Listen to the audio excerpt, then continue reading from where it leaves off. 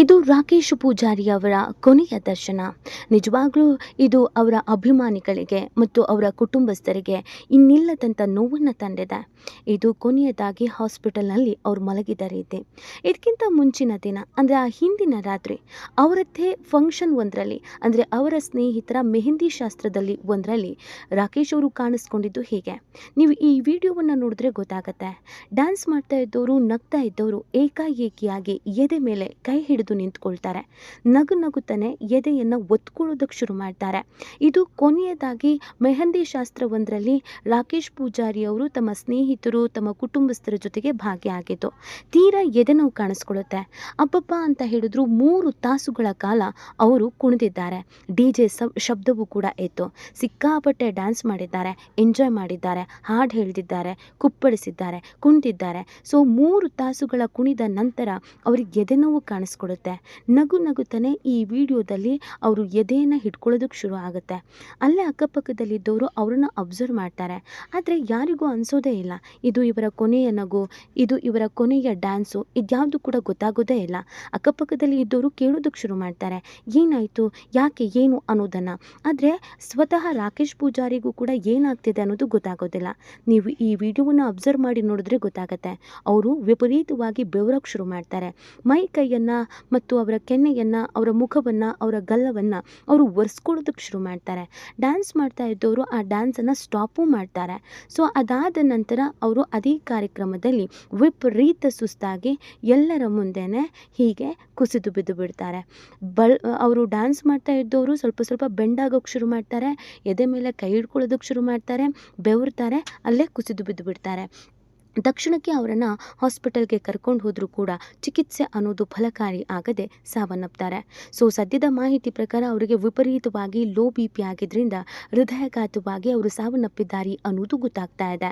ಆದರೆ ಇಲ್ಲಿ ಅದಕ್ಕೆ ನಾನಾ ರೀತಿಯಾದಂಥ ಕಾರಣವನ್ನು ಅವರ ಆಪ್ತರು, ಅವರ ಸ್ನೇಹಿತರು, ಅವ್ರ ಜೊತೆಗೆ ಉತ್ತಮವಾದಂಥ ಒಡನಾಟ ಇದ್ದವರು ಹೇಳ್ತಾ ಇದ್ದಾರೆ. ಹೌದು, ರಾಕೇಶ್ ಅವರಿಗೆ ಜೀವನದಲ್ಲಿ ಏನಾದರೂ ಸಾಧನೆ ಮಾಡಬೇಕು ಅನ್ನುವಂಥ ಮಹದಾಸೆ ಇತ್ತೇ ಇತ್ತು. ಅವ್ರ ಫ್ಯಾಮಿಲಿಯಲ್ಲಿ ಯಾರೂ ಕೂಡ ಕಲಾವಿದರು ಇರಲಿಲ್ಲ. ಆದರೂ ಸಿನಿಮಾದಲ್ಲಿ ಹೆಸರು ಮಾಡಬೇಕು, ಕಾಮಿಡಿಯನ್ ಆಗಬೇಕು, ಒಳ್ಳೊಳ್ಳೆ ಸಿನಿಮಾಗಳನ್ನು ಮಾಡಬೇಕು ಅನ್ನುವ ಮಹದಾಸೆ ಇತ್ತು. ಆ ಕಾರಣಕ್ಕಾಗಿ ಸುಮಾರು 10 ವರ್ಷಗಳಿಂದ, ಬರೋಬ್ಬರಿ 10 ವರ್ಷಗಳಿಂದ ವಿಪರೀತವಾಗಿ ಕೆಲಸ ಮಾಡ್ತಾ ಇದ್ರು. ಅದು ತುಂಬಾ ಸ್ಟ್ರೆಸ್ಫುಲ್ ಆಗಿತ್ತು ಅನ್ನೋದನ್ನು ಅವರ ಸ್ನೇಹಿತರು ಹೇಳ್ತಾ ಇದ್ದಾರೆ. ಹೌದು, ಆತ ಯಾವಾಗಲೂ ಕೆಲಸ ಅಂತಿದ್ದ. ನಮಗೆಲ್ಲ ಗೊತ್ತಿರೋ ಹಾಗೇನೆ 10 ವರ್ಷಗಳಿಂದ ಆತ ನಿದ್ದೆ, ಊಟ, ತಿಂಡಿ ಎಲ್ಲದರಲ್ಲೂ ಕಟ್ ಆಫ್ ಮಾಡ್ಕೊಂಡಿದ್ದ. ರಾತ್ರಿ ಜರ್ನಿ ಮಾಡ್ತಿದ್ದ, ಬೆಳಗ್ಗೆ ಶೂಟಿಗೆ ಹೋಗ್ತಾ ಇದ್ದ, ಕಾರ್ಯಕ್ರಮಗಳನ್ನು ಒಪ್ಕೊಳ್ತಾ ಇದ್ದ, ಕಾರ್ಯಕ್ರಮಗಳನ್ನು ಮಾಡ್ತಾ ಇದ್ದ. ನಿದ್ದೆ ಚೆನ್ನಾಗಿ ಆಗ್ತಾ ಇರಲಿಲ್ಲ, ಊಟ ತಿಂಡಿ ವ್ಯವಸ್ಥೆಯೂ ಕೂಡ ಕರೆಕ್ಟಾಗಿ ಮಾಡ್ತಿರ್ಲಿಲ್ಲ, ಇನ್ ಟೈಮಿಗೆ ಆತ ತಿಂತಾ ಇರಲಿಲ್ಲ. ಈ ಸ್ಟ್ರೆಸ್ಫುಲ್ ಲೈಫ್ ಅವನಲ್ಲಿತ್ತು. ಬಟ್ ಆತ ಎಂಜಾಯ್ ಮಾಡ್ತಾ ಇದ್ದ. ಈ ಜರ್ನಿ ಮಾಡೋದಾಗಿರ್ಬೋದು, ಇದೆಲ್ಲನೂ ನಮ್ಮ ಬಾಡಿಗೆ ಸ್ಟ್ರೆಸ್ ಆದ್ರೂ ನಮ್ಮ ಮನಸ್ಸಿಗೆ ಸ್ಟ್ರೆಸ್ ಆಗಲ್ಲ. ಯಾಕಂದರೆ ನಮಗೆ ಇಷ್ಟ ಆಗುವಂಥ ಕೆಲಸಗಳನ್ನು ಮಾಡುವಾಗ ನಾವು ಸಾಧನೆ ಮಾಡಬೇಕು ಅನ್ನುವಂಥ ಹಾದಿಯಲ್ಲಿ ಇರಬೇಕಾದ್ರೆ ಈ ಥರ ಆಗತ್ತೆ. ಆದರೆ ಅವನಿಗೆ ಎದೆ ನೋವು, ಲೋ BP ಇದೆಲ್ಲ ಕಾಣಿಸ್ಕೊಂಡಿದ್ದು ವಿಪರೀತವಾದಂಥ ಕೆಲಸ ಕಾರ್ಯಗಳನ್ನು ಆತ ಮಾಡ್ತಾ ಇದ್ದಿದ್ದರಿಂದ ಮತ್ತು ಅವರ ಊರು ಮಂಗಳೂರು, ಉಡುಪಿ ಆಗಿದ್ದರಿಂದ ಬೆಂಗಳೂರು, ಉಡುಪಿ ಅಂತ ಟ್ರಾವೆಲ್ ಮಾಡ್ಕೊಂಡಿದ್ದರಿಂದ ಆತನಿಗೆ ಸ್ಟ್ರೆಸ್ ಹೆಚ್ಚಾಗಿತ್ತು ಅನ್ನೋದನ್ನು ಕೂಡ ಹೇಳ್ತಿದ್ದಾರೆ. ಆತನಿಗೆ ಊರಿನ ಕಾರ್ಯಕ್ರಮ ಅಂತಂದರೆ ವಿಪರೀತವಾದಂಥ ಪ್ರೀತಿ. ಆ ಕಾರಣಕ್ಕಾಗಿ ಎಷ್ಟೇ ದೂರ ಇದ್ದರೂ, ಏನೇ ಬ್ಯುಸಿ ಶೆಡ್ಯೂಲ್ ಇದ್ರೂ ಬರ್ತಾ ಇದ್ದ. ಸೊ ಒಂದು ಕಡೆ ಶೂಟ್ ಮಾಡ್ತಿದ್ದ, ಇನ್ನೊಂದು ಕಡೆ ಕಾರ್ಯಕ್ರಮಗಳಿಗೆ ಹೋಗ್ತಾ ಇದ್ದ, ಮತ್ತೊಂದು ಕಡೆ ಎಂಜಾಯ್ ಮಾಡ್ತಿದ್ದ, ನಿದ್ದೆ ಮಾಡ್ತಿರ್ಲಿಲ್ಲ. ಈ ಎಲ್ಲ ಸ್ಟ್ರೆಸ್ಸು 35 ವರ್ಷಕ್ಕೆ ಆತ ವಿಧಿವಶರಾಗೋದಕ್ಕೆ ಕಾರಣ ಆಯಿತು ಅಂತ ಹೇಳಲಾಗ್ತಾ ಇದೆ. ಇದು ಅವರ ಸಾವಿನ ಕೊನೆಯ ವಿಡಿಯೋ ಆಗಿದ್ರೆ, ಇನ್ನು ಅವ್ರ ಫ್ಯಾಮಿಲಿ ಕತೆ ನೋಡೋದಾದರೆ, ಅವರ ತಂದೆ 4 ವರ್ಷದ ಹಿಂದೆ ಸಾವನ್ನಪ್ಪಿದ್ರು.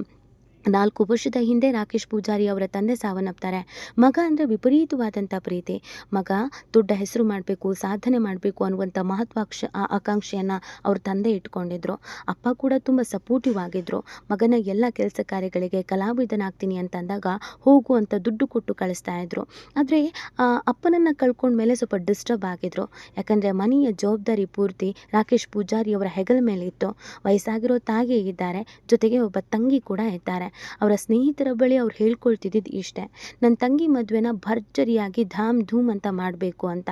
ತಾನು ದುಡಿತಾ ಇರೋದು, ತಾನು ಸೇವಿಂಗ್ಸ್ ಮಾಡ್ತಾ ಇರೋದೆಲ್ಲ ತನ್ನ ತಾಯಿ ಮತ್ತು ತಂಗಿಗಾಗಿ ಅಂತ ಹೇಳಿದರು. 35 ವರ್ಷಗಳಾದರೂ ಕೂಡ ಇನ್ನೂ ಮದುವೆ ಆಗಿರಲಿಲ್ಲ. ಯಾಕಂದರೆ ನನಗಿನ್ನೂ ಜವಾಬ್ದಾರಿ ಇದೆ. ಮೊದಲಿಗೆ ನಮ್ಮ ಅಮ್ಮನ ಮತ್ತು ನನ್ನ ತಂಗಿನ ಸಾಕಬೇಕು, ಅದಾದಮೇಲೆ ನನ್ನ ಮದುವೆ ಅಂತ ಹೇಳಿದರು. ಈಗ ತಾನೇ ಕಾಮಿಡಿ ಕಿಲಾಡಿ ಸೀಸನ್ ವಿನ್ನರ್ ಆಗಿದ್ರು. 8 ಲಕ್ಷ ಅಮೌಂಟ್ ಬಂದಿತ್ತು. ಬೇರೆ ಬೇರೆ ಕಾರ್ಯಕ್ರಮಗಳನ್ನು ಒಪ್ಕೊಂಡು ದುಡಿತಾ ಇದ್ರು. ಕಾಂತಾರ ಪ್ರಿಕ್ವೆಲ್ನಲ್ಲೂ ಕೂಡ ಅವ್ರು ಆ್ಯಕ್ಟಿಂಗ್ ಮಾಡ್ತಾ ಇದ್ದಾರೆ. ಕಾಂತಾರ ಪಾರ್ಟ್ 1 ಇನ್ನೂ ಶೂಟಿಂಗ್ ಟೈಮ್ ನಡೀತಾ ಇದೆ. ಸೊ ಈ ಶೂಟಿಂಗ್ನಲ್ಲಿ ಇವರಿಗೊಂದು ಪ್ರಮುಖ ಪಾತ್ರ ಕೊಡಲಾಗಿತ್ತು. ಇನ್ನೂ ಅದೇನು ಅಂತ ರಿವೀಲೇ ಮಾಡಿಲ್ಲ. ಕಾಂತಾರಕ್ಕಾಗಿಯೇ ಇವರು ಗಡ್ಡವನ್ನು ಕೂಡ ಬಿಟ್ಟಿದ್ರು. ಹಗಲು ರಾತ್ರಿ ದುಡಿತಾ ಇದ್ರು, ಶೂಟಿಂಗ್ನಲ್ಲಿ ಭಾಗ್ಯ ಆಗ್ತಾ ಇದ್ರು. ಇದರ ಜೊತೆಗೆ ಆತ್ಮೀಯರು, ಸ್ನೇಹಿತರು, ಸಂಬಂಧಿಕರು ಇವ್ರು ಯಾರೂ ಮರಿಬಾರದು ಅಂತ ಕಾರ್ಯಕ್ರಮಗಳಿಗೆ ಹೋಗಿ ಅವರಿಗೆ ಟೈಮ್ ಕೊಟ್ಟು ತಾವು ಕೂಡ ಎಂಜಾಯ್ ಮಾಡ್ತಾ ಇದ್ರು. ಡ್ರಿಂಕ್ಸ್ ಆಗಿರ್ಬೋದು, ಸ್ಮೋಕ್ ಆಗಿರ್ಬೋದು, ಇದ್ಯಾವುದೇ ಕೆಟ್ಟ ಹ್ಯಾಬಿಟ್ ಅನ್ನೋದು ಅವ್ರಿಗೆ ಇರಲೇ ಇರಲಿಲ್ಲ. ಅವ್ರಿಗೆ ಇದ್ದಿದ್ದು ಒಂದೇ ಒಂದು ಹ್ಯಾಬಿಟ್ಟು, ಎಲ್ಲರನ್ನ ನಗಿಸೋದು, ತಾನೂ ಕೂಡ ನಗೋದು. ಆದರೆ ದಿಢೀರಾದಂಥ ಈ ಘಟನೆ ಅವರ ಅಭಿಮಾನಿಗಳಿಗೆ, ಅವರ ಸ್ನೇಹಿತರಿಗೆ ಎಲ್ರಿಗೂ ಕೂಡ ಶಾಕ್ ಆಗಿದೆ. ಇಡೀ ಊರಿಗೂರೇ ಕಣ್ಣೀರು ಹಾಕ್ತಾ ಇದೆ. ಯಾಕಂದರೆ ಊರಿನ ಹೆಸರನ್ನು ಮೆರೆಸಿದವರು, ಇವರ ಹೆಸರಿನಲ್ಲಿ ಆ ಊರಿನಲ್ಲಿ ಸಾಕಷ್ಟು ಅಭಿಮಾನಿಗಳು ಇದ್ದಾರೆ. ನಮ್ಮೂರಿನ ಹುಡುಗ ಇಷ್ಟು ಸಾಧನೆ ಮಾಡಿದ್ದಾನೆ ಅಂತಂದರೆ ನಮಗೆ ಖುಷಿ ಅಂತ ಹೆಮ್ಮೆ ಪಡ್ತಿದ್ದವರು ಇವತ್ತು ಕಣ್ಣೀರು ಹಾಕ್ತಿದ್ದಾರೆ.